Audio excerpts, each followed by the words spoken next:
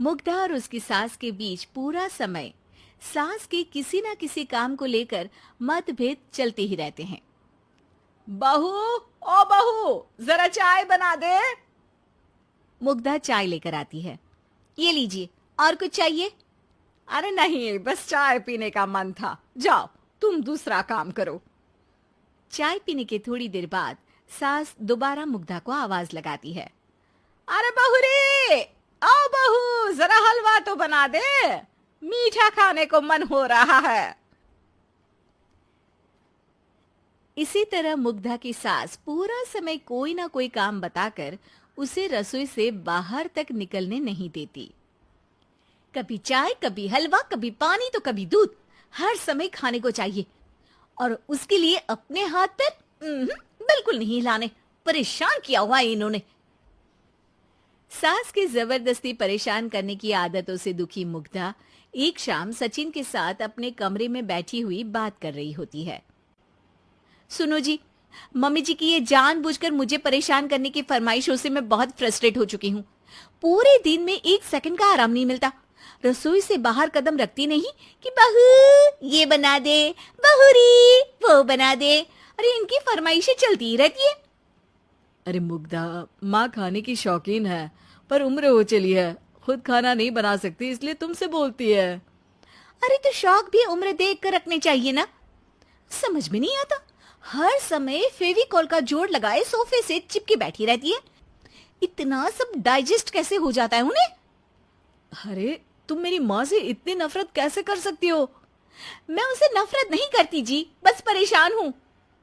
जहां मुग्धा अपने पति से ये सब बोल रही होती है, वहीं उसकी सास भी कमरे के बाहर दरवाजे से कान लगाए सारी बातें सुन रही होती है और अगली दोपहर रसोई में मुग्धा के पास जाती है। बहू, आज ना मेरा कुछ मसालेदार खाने का मन है। तो चाय बना दूं? मुझे बहुत पसंद है। अरे ना, ऐसा कर लिट्टी चोखा बना ले। और हाँ, जितना मसाला बातों में मिलाकर पति को सुनाती हो ना, सब्जी में भी वैसे ही डाला करो, खाना स्वादिष्ट बनेगा। सास की बात सुनकर मुग्धा हैरान रह जाती है। मतलब अब पूरा समय मुझ पर हुक्म चलाने के साथ बंद कमरे में हुई पति पत्नी की बीच की बातें भी सुनती है? अरे बात जब मेरी थी तो सुनने में क्या दिक्कत है? ये कहकर सास वहां से चली जाती है। अरे अब तो हद पार हो गई। इस तरह से तो ये मेरा जीना मुश्किल कर देंगी।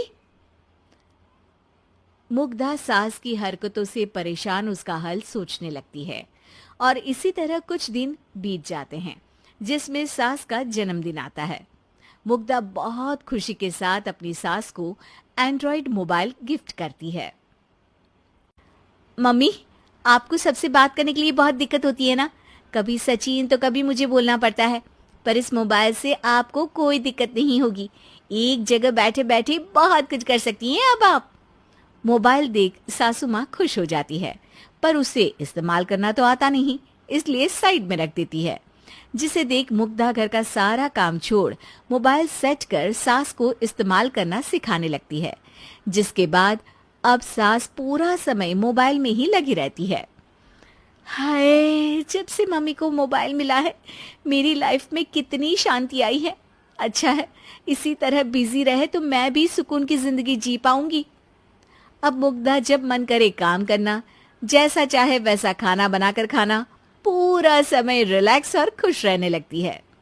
क्या बात है, आजकल तुम बहुत चहक रही हो। अरे मम्मी जी से छुटकारा जो मिला है, अब ना फरमाइशें ना छुप छुप कर बातें सुनना। अच्छा, तो मोबाइल गिफ्ट करने की ये स्कीम थी। इसी तरह दिन बीतते हैं और अब मोबाइल पर लगी सास फरमाइशों की जगह सवालों के लिए बहू को आवाजें लगाना शुरू कर देती है।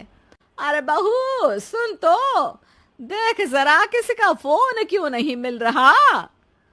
रिचार्ज खत्म हो गया है, पर अभी 4 दिन पहले ही तो मैंने किया था। इतनी जल्दी कैसे खत्म हो गया? अरे मैंने कल तेरी कनाडा वाली मौसी सास से 3 घंटे बात की थी ना। क्या? इतना महंगा तो मोबाइल भी नहीं आया जितना महंगा इसका रिचार्ज पड़ रहा है। इसके बाद तो जैसे मुग्धा के दिन के 24 घंटे में से 20 घंटे सास के पास उनके मोबाइल रिलेटेड प्रॉब्लम सॉल्व करने की ड्यूटी ही बन जाती है। अरे मुग्धा, ये मोबाइल में अचानक तेरी मौसी सास की शक्ल क्यों दिखने लगी? और ये तो हिल भी रही है। मम्मी, ये गूगल डुओ का वीडियो कॉल है। इसमें आप बात करने के साथ एक दूसरे की शक्ल भी देख सकती हो। अच्छा, ये तूने मुझे पहले क्यों नहीं बताया? अब बताने के लिए पहले नहीं बताया। इसी बीच सचिन भी वहां आ जाता है और सास अपनी वीडियो कॉल में बिजी हो जाती है। क्यों, सास बहू में क्या गपशप चल रही है? इसे गपशप नहीं, दिमाग का दही होना बोलते हैं। पर तुम तो मम्मी को मोबाइल देकर बहुत खुश थी, फिर क्या हुआ? हाँ, उसका सुकून भी कुछ ही दिन मिला। अब घर के टंटे खत्म हुए तो मोबाइल की टिंग टिंग शुरू हो गई। देखो भाई, कुछ पाने के लिए कुछ खोना तो पड़ता है। आखिर तुमने मोबाइल अपने फायदे के लिए ही तो दिया है, तो फिर सवालों के जवाब भी देने पड़ेंगे।